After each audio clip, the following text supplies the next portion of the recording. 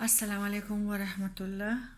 کیا حال ہے سب کا؟ اللہ تعالیٰ ہم سب کو جو اللہ نے ہمیں باتیں بتائی ہیں اور جو اللہ نے ہمیں حکم دیا ہے، اللہ تعالیٰ سارے اس نیک کاموں پہ ہمیں لگائیں اور اللہ تعالیٰ ہمیں اس کا جزا بھی دے اور بدکاروں کی محفلوں سے ہمیں بچا کے رکھے، اور اللہ تعالیٰ ہمیں پیارے نبی کریم صلی اللہ علیہ وآلہ وسلم کی امت پر فخر کرنے والے بنائیں، خیر الامہ، اور اللہ تعالیٰ اور قوموں کی نکالوں سے ہمیں بچا کے رکھے۔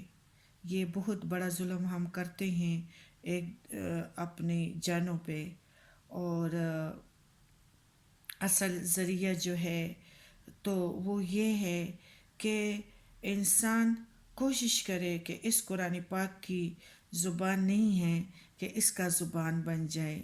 اللہ تعالیٰ خود فرماتے ہیں کہ جو میرے قرآن کا زبان بنے تو میں اس کا وہ ہاتھ بن جاتا ہوں جس سے وہ پکڑتا ہے، اور میں اس کا وہ کان بن جاتا ہوں جس سے وہ سنتا ہے، میں اس کی وہ آنکھیں بن جاتا ہوں جس سے وہ دیکھتا ہے، میں اس کے وہ پاؤں بن جاتا ہوں جس سے وہ چلتا ہے۔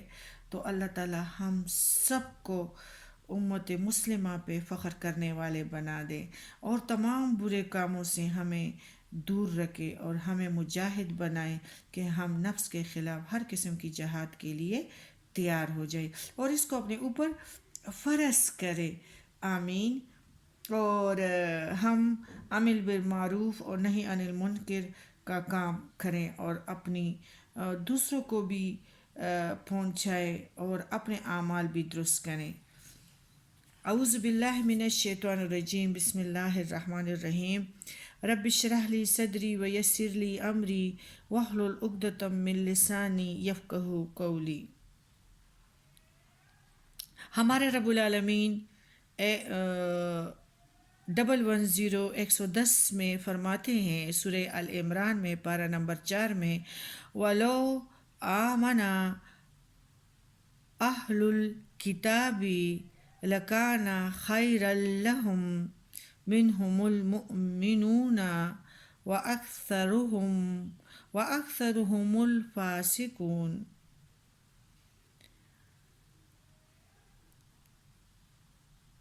111 میں فرماتے ہیں، لَن يَضُرُّوكُمْ إِلَّا أَذًى وَإِن يُقَاتِلُوكُمْ يُوَلُّوكُمُ الْأَدْبَارَ ثُمَّ لَا يُنصَرُونَ۔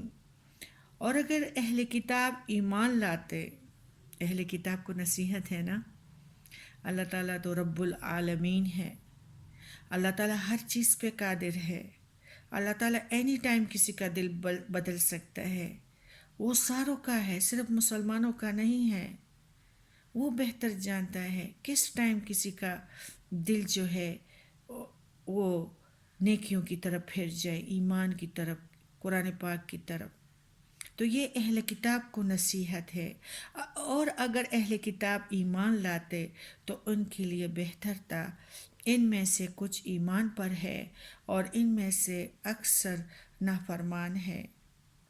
لَن يَضُرُّوكُمْ، تمہارا کچھ نہ بگاڑ سکیں گے زبان سے، اور بہتر کے سوا، اور اگر تم سے لڑے تو پیٹ دیں گے، پھر ان کی مدد نہ ہوگی۔ اللہ اذن، ستانے کے سوا۔ اس سے مراد یہ ہے کہ یہودی گالیاں دیں گے یا زبان سے برا بھلا کہیں گے یا کوئی اور چھوٹی موٹی تکلیفیں پہنچائیں گے، اس سے زیادہ اے محمد صلی اللہ علیہ وآلہ وسلم تمہارا کچھ نہ بگاڑ سکیں گے۔ اس آیات میں اہل کتاب سے یہ کہا گیا ہے کہ اگر تم ایمان لے آتے تو تمہارے حق میں بہتر تھا، اس طرح تم بھی خیر الامم میں شامل ہو سکتے تھے، دنیا میں تمہاری عزت بڑھتی اور آخرت میں اجر ملتا، بہت بڑا اجر۔ لیکن افسوس ہے کہ ان میں سے چند افراد کے سوا، مثلاً عبداللہ بن سلام اور نجاشی جو ایمان لائے، کسی نے تو اسلام قبول کیا اور کسی نے اسلام قبول صرف دنیا کی خاطر نہیں کیا۔ جب پیارے نبی نے خطوط بھجوائے تو عیسائیوں نے، صحیح بادشاہوں نے سمجھ لیا کہ یہی پیغمبر ہیں، وہی جو اللہ نے تورات اور زبور میں اللہ نے اس کا ذکر کیا ہے، پھر درباریوں سے کیا ہے، تو صرف گورنری کی خاطر، دنیا کے نعمتوں کی خاطر ان لوگوں نے جو ہے خاموشی اختیار کی اور ایمان کی طرف نہ آئے۔ تو اور بہت ساروں نے تو اسلام قبول کیا، بہت ساروں نے دنیا کی خاطر قبول نہیں کیا۔ حق واضح ہو جانے کے بعد وہ نافرمانی پر ہی اڑے رہے۔ ان میں سے بیشتر لوگ نافرمان ہیں۔ اللہ فرماتا ہے کہ اے مسلمانوں، تم کو ان کی زیادہ تعداد یا مادی ساز و سامان کو دیکھ کر خوف نہیں کھانا چاہیے۔ اللہ کا یہ وعدہ ہے کہ یہ نافرمان تمہارا کچھ نہیں بگاڑ سکیں گے۔ تم اپنے آپ کو صحیح معنوں میں خیر الامم ثابت کرو، اس پہ فخر کرو۔ رضیت باللہ ربا وبالاسلام دینا وبمحمد نبیا۔ یہ لوگ زیادہ سے زیادہ یہی کر سکتے ہیں کہ زبان سے گالی دیں گے، یا تمہیں برا بھلا کہیں گے، یا کوئی چھوٹی موٹی عارضی تکلیف پہنچائیں گے، یا یہ نہ تم پر غالب آ سکتے ہیں، نہ تمہیں کوئی بڑا نقصان پہنچا سکتے ہیں۔ یہ یقین رکھو کہ اگر لڑائی میں یہ لوگ تمہارے مقابلے پر آئیں تو پیٹھ دکھا کے بھاگے نکلیں گے، اور کسی بھی طرف سے انہیں مدد نہیں پہنچے گی۔ شکست کھا کر ذلیل اور رسوا ہوں گے۔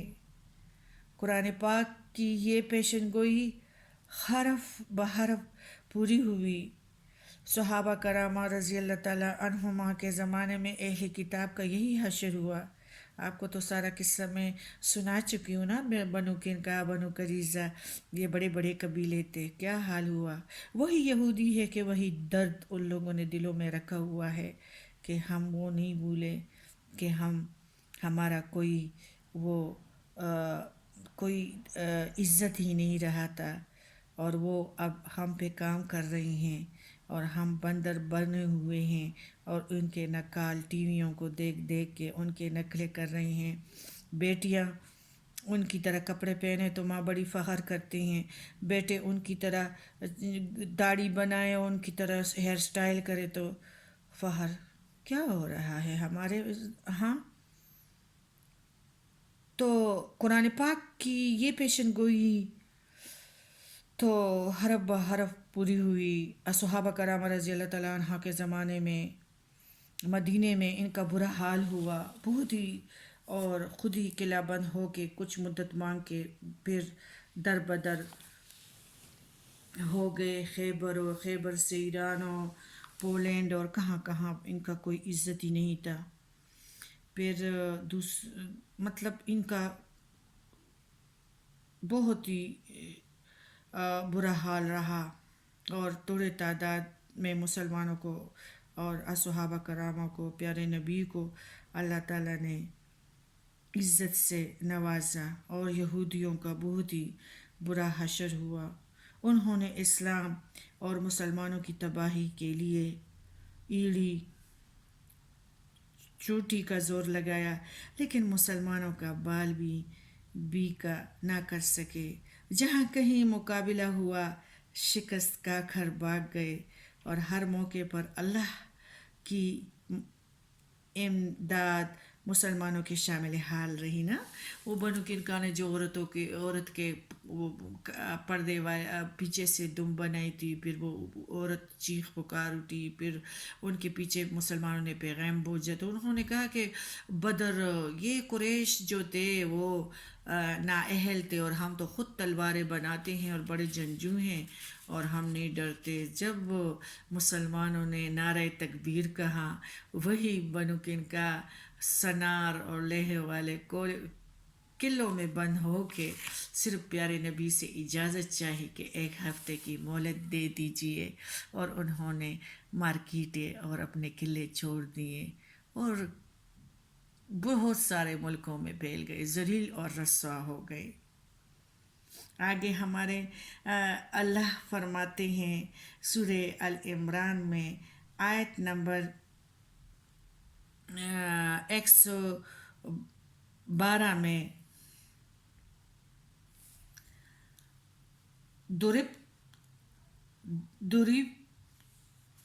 ضربت علیہم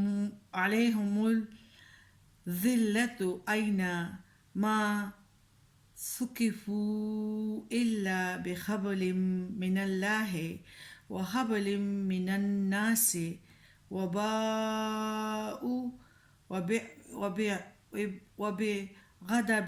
من اللہ وضربت علیہم المسکنہ ذلك بأنهم كانوا يكفرون بآيات الله ويقتلون الأنبياء بغير الحق ذلك بما عصوا وكانوا يعتدون.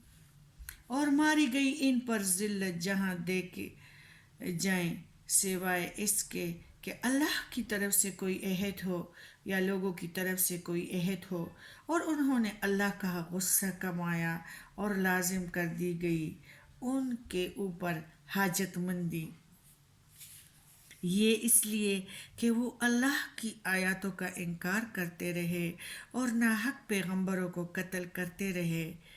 یہ اس لیے کہ انہوں نے نافرمانی کی اور حد سے نکل گئے.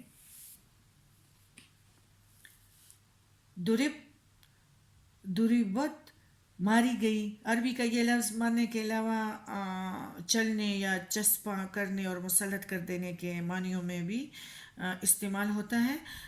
قرآن پاک کے اندر بھی مختلف مقامات پر ان تینوں معنوں میں ہی آیا ہے. یہاں چسپا اور مسلط کر دینے کے آخری معنوں میں یہ استعمال ہوا ہے.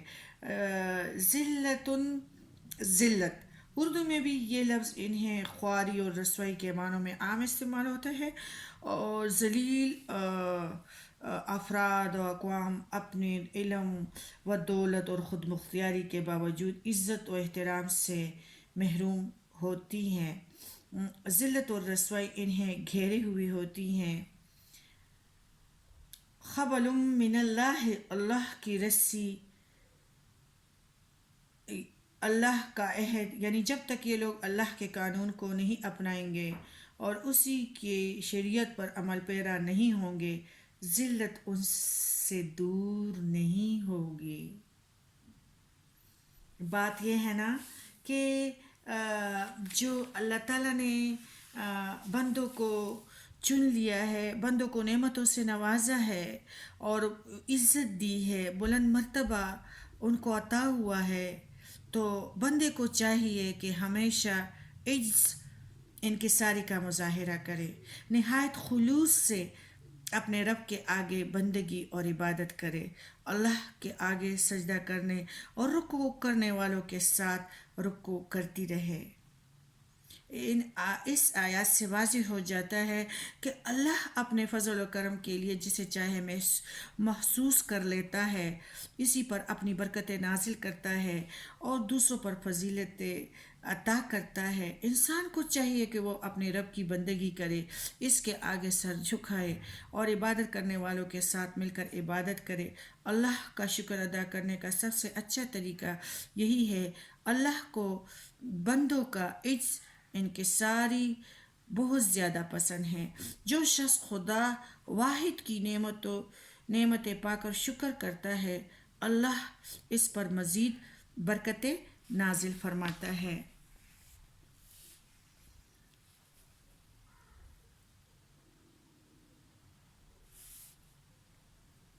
پھر ہمارا ہے کہ حبل من الناس سے لوگوں کی رسی، یعنی پھر اس طرح یہ لوگ جو تھے، پھر ہے ہمارا حبل من الناس وباء وبعذاب من الله وضربت عليهم المسكنة باؤ بعدب من اللہ، انہوں نے اللہ کا غصہ کمایا، یعنی وہ لوگ اپنے غلط کاریوں اور بدکاریوں کے سبب اللہ کے غضب کے لپیٹ میں آ گئے، اور قہر الہی ان پر مسلط ہو گیا۔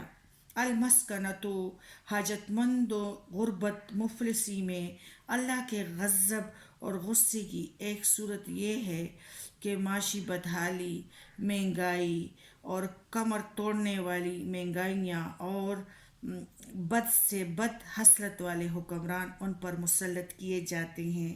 اقتصادی خرابی بجائے خود کسی قوم کی ذلت کا بڑا سبب ہوا کرتی ہیں۔